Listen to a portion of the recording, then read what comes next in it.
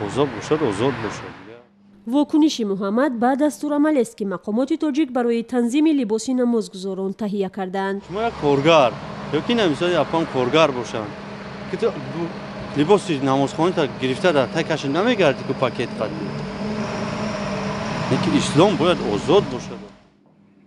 برای محمد به خاطر لباس راه نیافتن به مسجد گناه است. می شخصیت آزادانه همه چیزی که میگردیم همون که آزاد باید باشیم که هیچ کنیم که در یک عصر 21 زندگی داریم.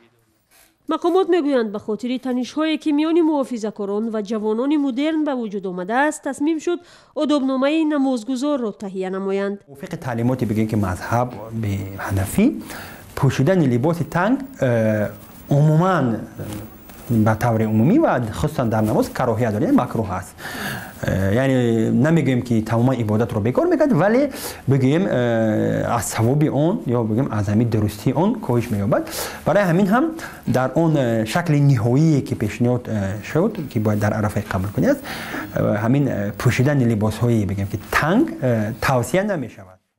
دستورالعمل برای نمازگزاران هنوز رسمی نشده است، اما در مسجدهای جامعه کشور الکی از نمازگزاران دعوت شد با لباس موافق آیند.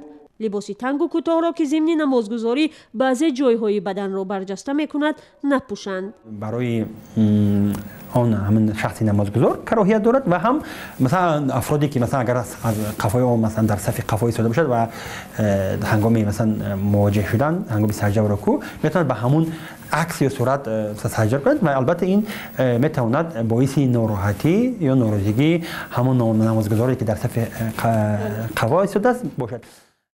تاکید و توصیه مقامات روی لباس نمازگزار را برخی درست می‌دانند و میگویند بعضا جوانان با لباس به مسجد میروند که قابل قبول نیست. یک قانون از بالا که آمدگی است باید یا قانون رعایت کردن در کاری که همین لباسی که همین رسمدار این چیزای ما نیست. از وقتی که لباس تازه لباسی که باشد اگر لباس اون سفید خیلی باشد باز خوبتر میشه.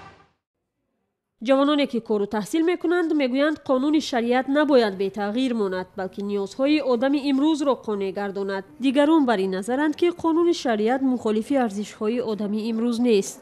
دین است که در همه دور و زمان پیروان خود را قانع میکند و با جامعه و با زمان یعنی مطابق است.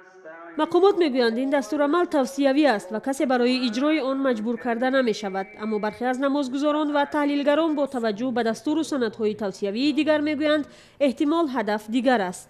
اگر این دستورالعمل‌های آدابنما رفته رفته در آخر به یک کار حتمی و اجباری تبدیل شود بسیار کاری بد است و ممکن است که به یک بحران‌های فراگیر به دنبال داشته باشد. اسلام 1400 سال پیش همه اینا تنظیم کرد و تا به امروز مردم مسلمان همون مسجد میروند نماز میخوانند در سراسر دنیا.